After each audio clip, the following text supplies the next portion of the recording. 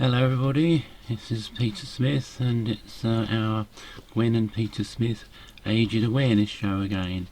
It's now Saturday the 21st of December 2019 and the following is a quotation from Dwayne Hepner's book, The Real Far Country, book 3 in the Amazing Romantic Adventures series. The real universal guide Rebazar Tars is speaking to Dwayne at this point, and also Paul.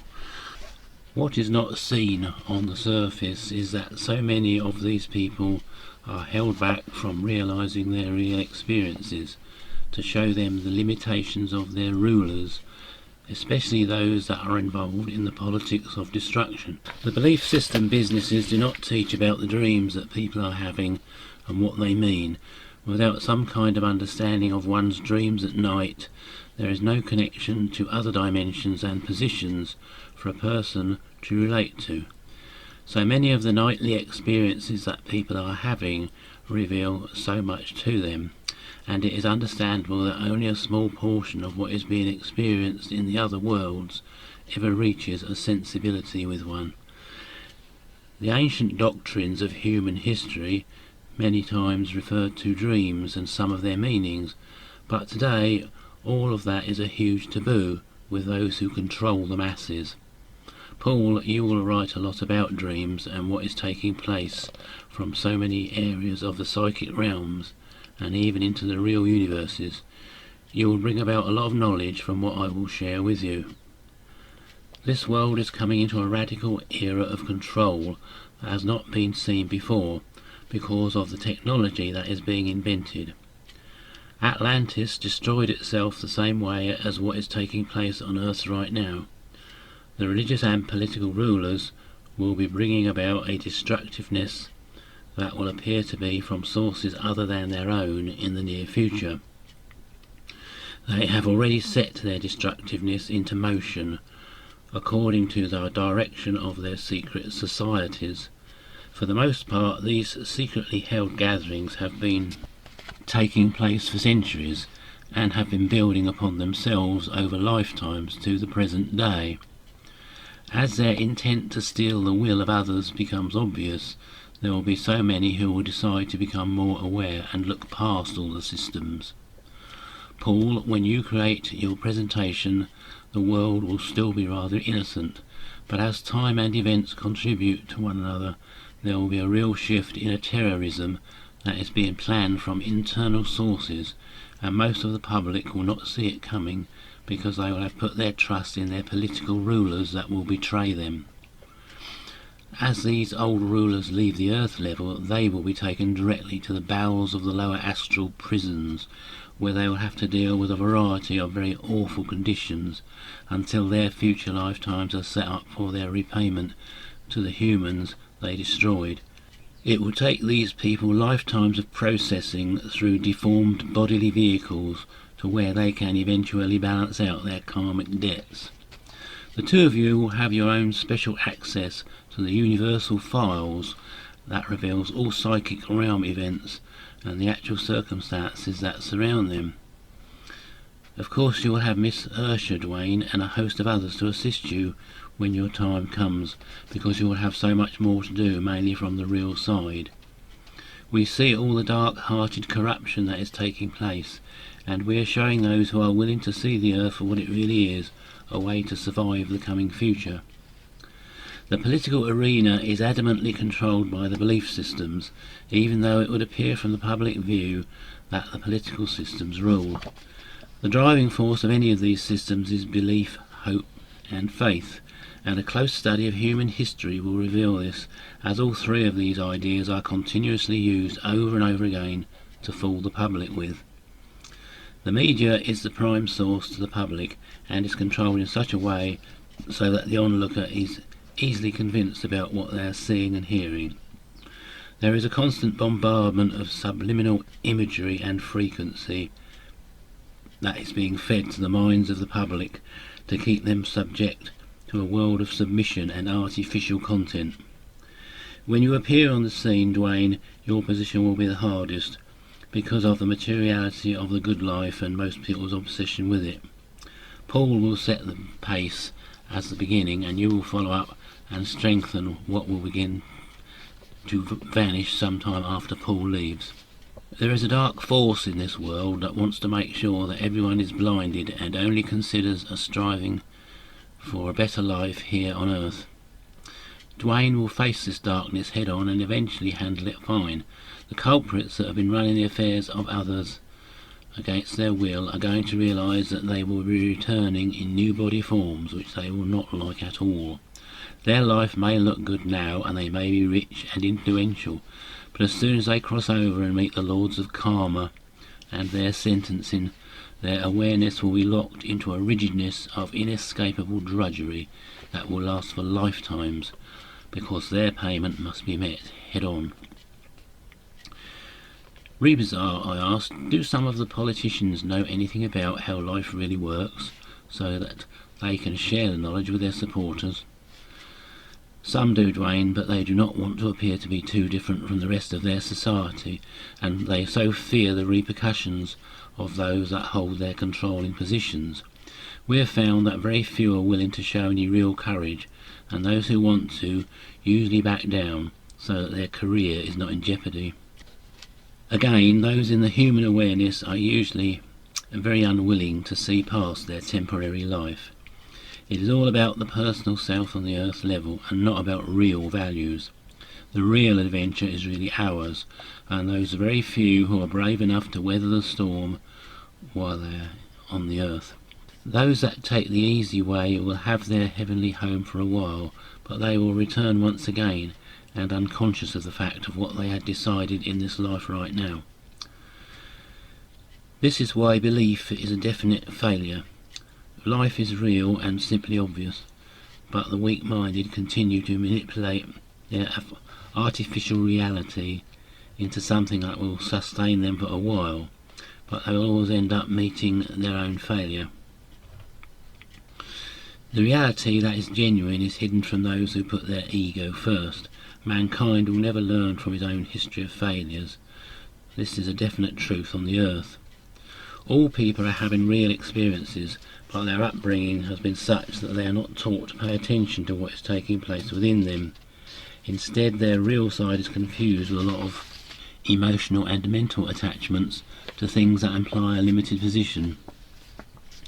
Therefore, you find that religion is simply a social institution, demonstrably and so true of the Western religions, and woven through those in the Oriental countries. Name one religion which is in existence today, and I will show you that it is a product of nothing more than the social consciousness of humans instead of the real truth, the sound like reality from the all is. All laws which are called the laws of their appointed gods and deities are hardly anything except the evolution of the blindly motivated social consciousness. From the law of Manu to the code of Hammurabi, the law of Moses and the canons of the Christian Church, what do they really represent as real value? Nothing more than rules and regulations of the priestcraft to oversee and control their followers for a political and economic hold over the multitudes. Phoebe Quantz very well knew this in his day, when he was challenged by the people to open ministry. Most people would cling to what others agree to, no matter what they are shown. What has been more hideous than the caste system established by the law of Madhu, or the civil restrictions set by Hammurabi's code, or the refusal implicated in the laws of Moses, or the moral issues issued by the Christian canons? All these issues are nothing but restrictions. There is very little, if any, freedom in these institutions which appear to be so beneficial on the surface.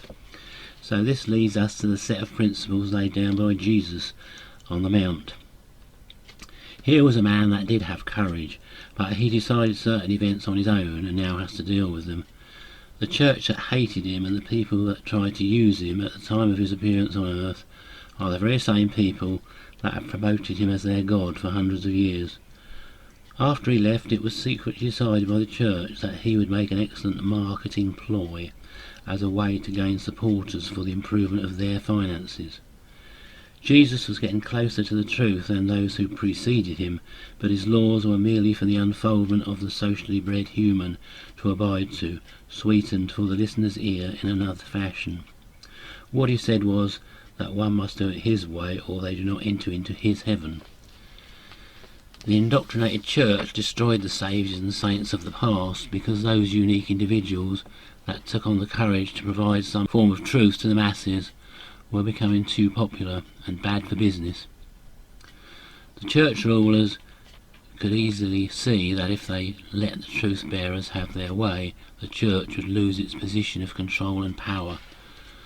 So, being the rulers they are over the hearts and minds of even the politicians, they contrived the idea to eliminate those who would stand in their way by a means that would not reflect upon the church.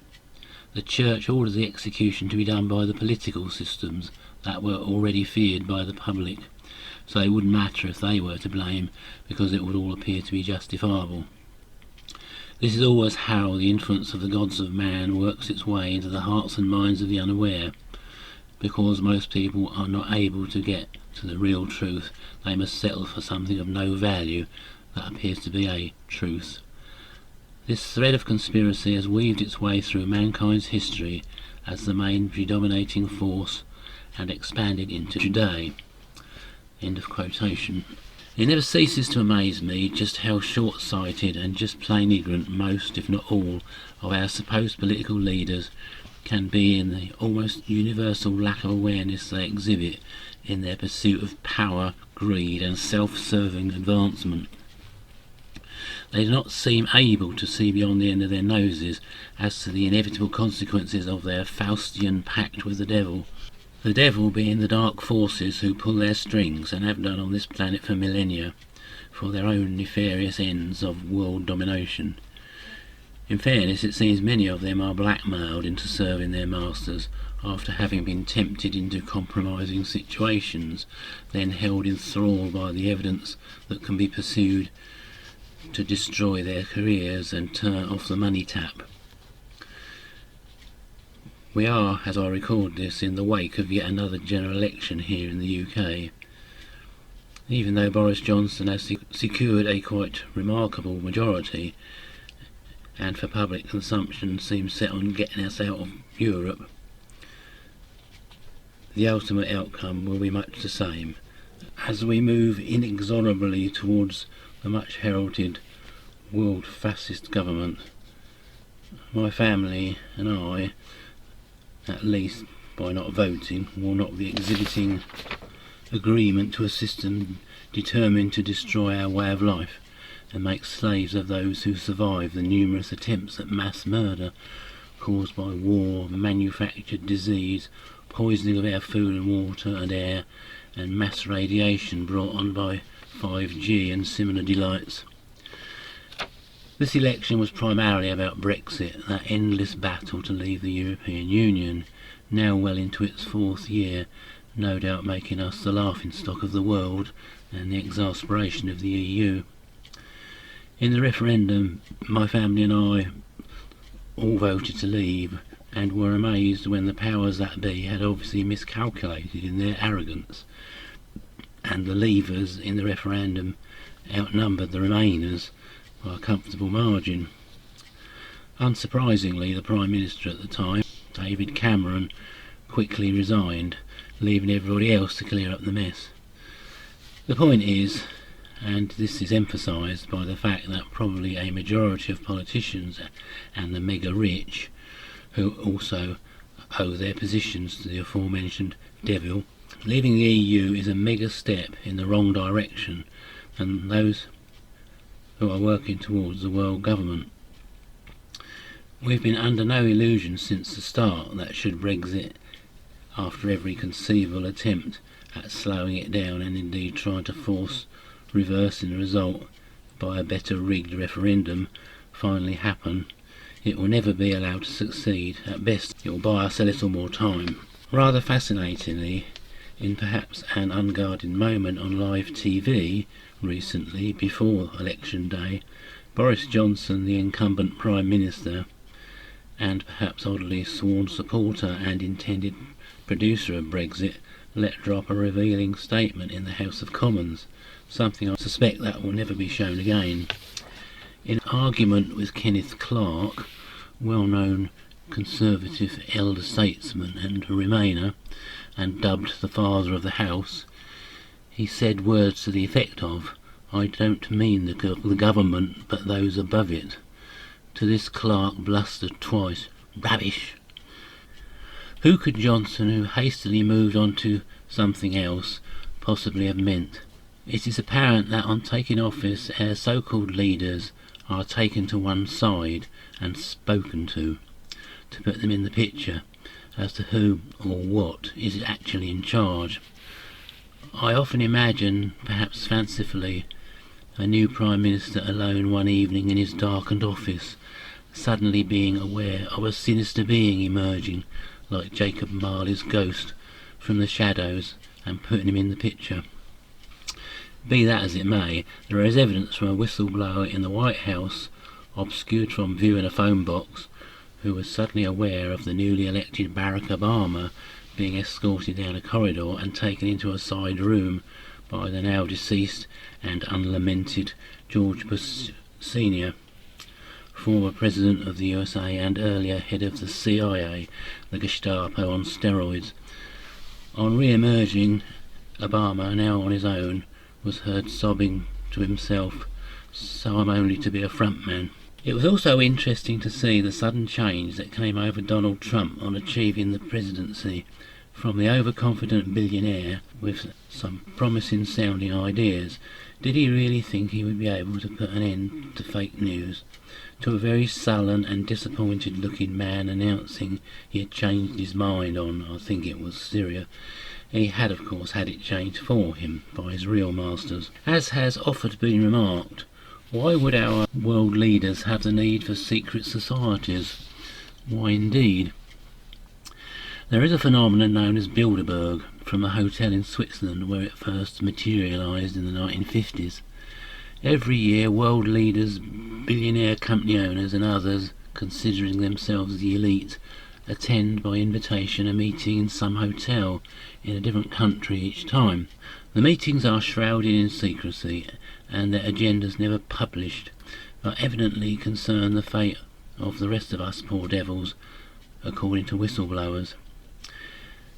A few years ago, 2013 in fact, the Bilderberg group met in Watford, some 30 or so miles from where we are here in the UK. Accordingly, an unusually sunny July Saturday afternoon saw us pile into my ancient Volvo station wagon and bombing down to the place concerned. Having eventually found a parking place, we followed the crowd and queued up for some time in the road. I was surprised to see more police than I ever had in my life, supported by a long convoy of parked police vans. They were obviously expecting trouble. Eventually we reached the entrance to a field, not before being treated to the disgusting display of 5 burly policemen and a policewoman physically harassing a young girl bearing a fairly innocent placard.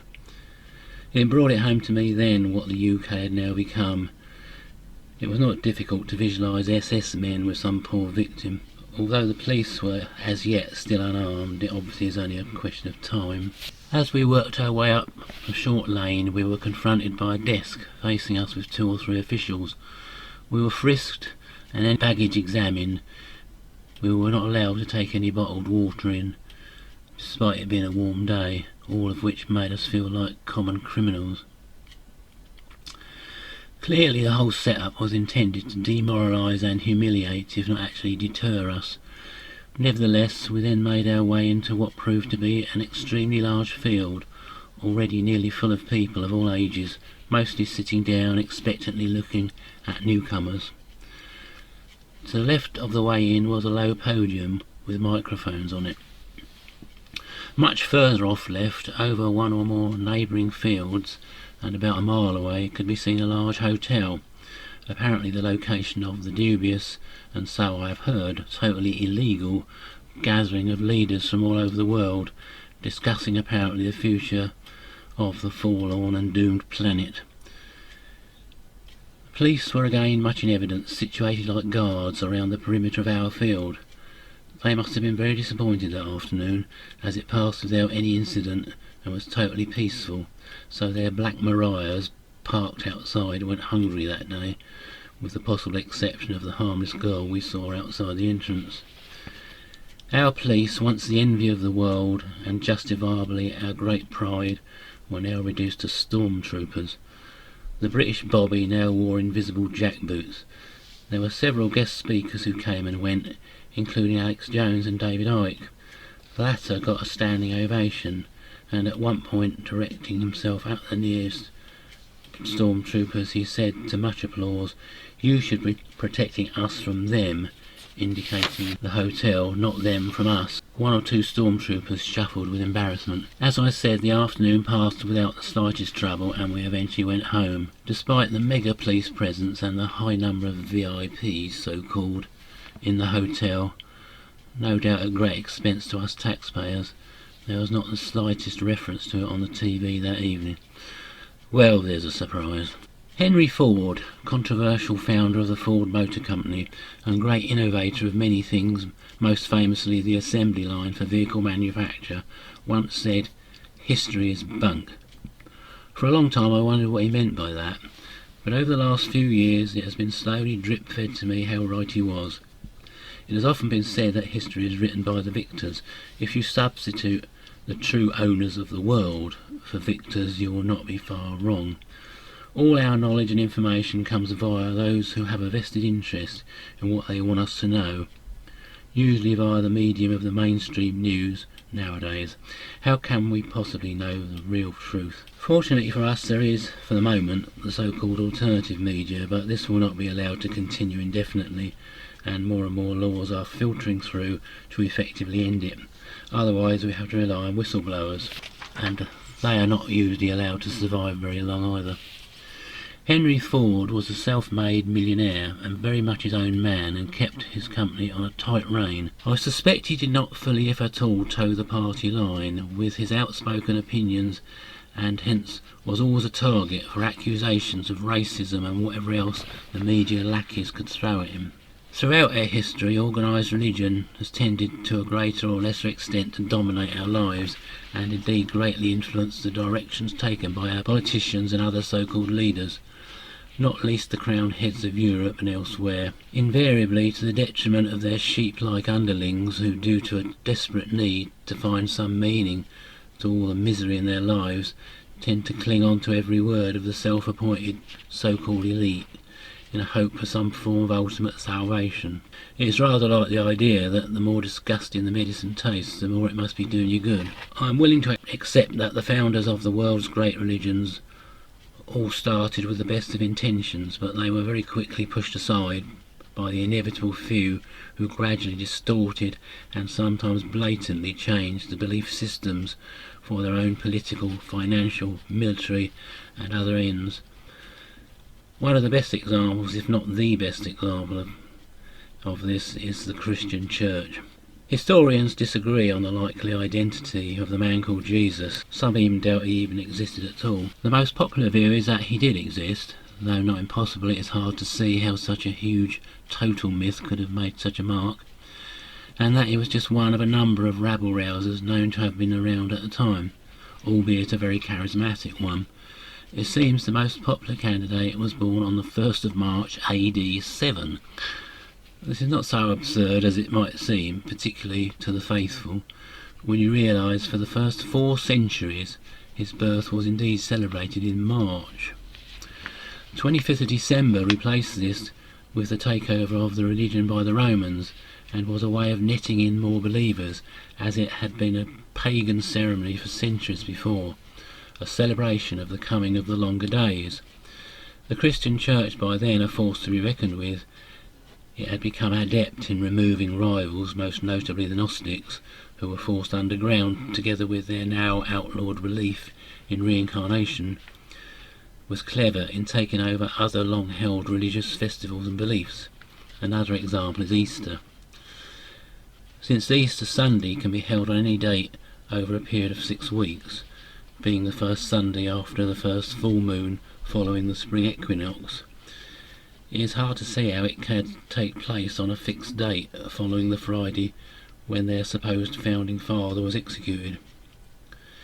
Yet another example is the virgin birth, an idea that has been a central feature in various earlier religions since time immemorial. In truth, there is a small amount of evidence to suggest Mary was raped by a Roman soldier. And what's this so-called Immaculate Conception anyway? One of the most seriously damaging legacies we have been handed down and perpetuated by the Christian Church is the idea that the most natural and beautiful act of reproduction, and indeed the naked human body, are in some way dirty, tainted with original sin. The human being is the only animal in the world that appears to believe that.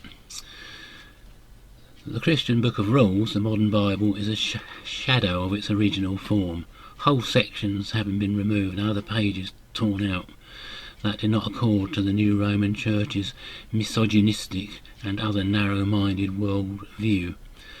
Some of the believed 30 or so Gospels, you may recall there are now only 4 in the Bible, that were so exorcised, have now come to light, and apparently make interesting reading indeed. Most notable, to my mind, are those pertaining to Judas Iscariot, who seems not to have been the pantomime villain we all love to hate, after all, but rather Jesus' most faithful male disciple, and Mary Magdalene, who was Jesus' virtual mentor and probable wife. Indeed, before the Roman takeover, there is much evidence the movement was very feminine geared. Witness the numerous ancient churches that have Madonna statues in them. There seems to have been a convenient and deliberate blurring of the two Marys to confuse the issue. In fact, this is another example of a terrible legacy perpetuated by the Roman Church, that women are in some way inferior to men, and indeed to be treated as their goods and chattels. It has taken 2 millennia to start to shake off this erroneous and, to my mind, downright wicked belief. Who in their right mind could believe in or in any way accept such a religion? Fortunately, it is at last beginning to face its demise as more people are belatedly starting to wake up. I hope it is not too late. The final matter, but perhaps ultimately the most important I wish to deal with here, is the Christian idea of death and what follows.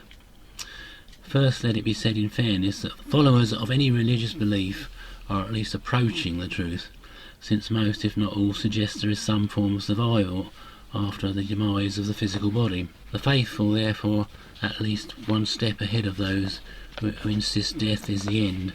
Full stop. Good night, Vienna. As this essay has already been proven to be a lot longer than I expected, I am going to cut to the quick and say I have absolutely no doubt that not only do we, that bundle of indestructible energy that cannot be destroyed, survive death, but inevitably, if we do not realise we can avoid it, we reincarnate on this or other similar planets to go through it all again, suffering as we do from enforced amnesia, in an endless procession of existence on this lowest of planes. Many good books are available on both reincarnation and the interlife experience, and it is outside the scope of this present missive to say any more about either, save the following. If you want to get off the so-called wheel of samsara, as the Indians call it, then you have to make contact with those higher beings known as the real universal guides. These are not the spirit guides we all have who are there, whether we believe it or not, to help us, should we call upon them, in our daily struggle for existence. These are the vastly advanced beings, emissaries of the very source of existence, and referred to by Dwayne Hepner as the All Is, in his wonderful series of books and elsewhere. As Dwayne tells us, there are many more planes of existence above this one, the next 4 in fact still being part of creation, and subject to the laws of cause and effect, or karma, as the Asian religions call it. What goes around comes around. The ultimate goal is to leave even these otherwise beautiful realms. Only the second one, the astral plane, approximates to the Christian heaven in its upper levels, but as those who go there, as me do, soon find out, it is only temporary. You'll be back here again soon enough. Once you are shown the way by the real guides, having satisfied them of your pure intent, you will eventually reach the first of the real universes, and from then on the universes are your oyster, freedom from all rules and restrictions. To contact the real guides, the best thing you can do is sing or say audibly or in your head regularly, ideally before going to sleep and on first awakening, "new you." This is in effect a signal to them that you really mean business and are ready to make the most incredible journey imaginable. Eventually you will start remembering more of your dreams, which the real guides will fill with coded messages. If you cannot understand them, check out the new you on the internet and either get hold of the books or directly contact the new you people. I hope this has been of interest. If only one person finds it helpful, then it will have achieved its goal.